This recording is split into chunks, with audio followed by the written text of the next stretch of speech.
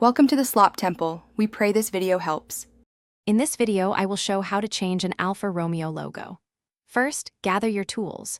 You will need a plastic trim removal tool, some adhesive remover, and a soft cloth. Make sure your new logo is the correct size and style for your specific Alfa Romeo model. Before you begin, clean the area around the old logo to ensure a smooth and successful replacement.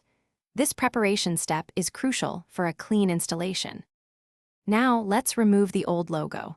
Start by gently prying around its edges with your plastic trim tool. If the adhesive is stubborn, a hairdryer can help. Apply low heat for about 30 seconds to soften the glue, making it much easier to lift. Take your time and work slowly to avoid scratching your car's paint. Once loosened, carefully peel the old emblem away. With the old logo gone, it's time for the new one. First, use an adhesive remover to clean any sticky residue left behind. A clean surface ensures the best bond. Carefully align your new Alfa Romeo logo, making sure it's perfectly straight. Once positioned, press it down firmly, applying even pressure across the entire emblem for about 30 seconds to secure it properly. After installation, take a moment to inspect your new logo.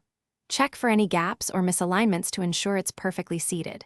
It's best to avoid washing your car for at least 24 hours, giving the adhesive ample time to fully cure and bond. This simple step helps ensure your new Alfa Romeo emblem stays put for years to come. Also, for great deals and to check out the new Kindle Paperwhite, look for the link in the description below. Thanks for watching. Consider subscribing if we helped you.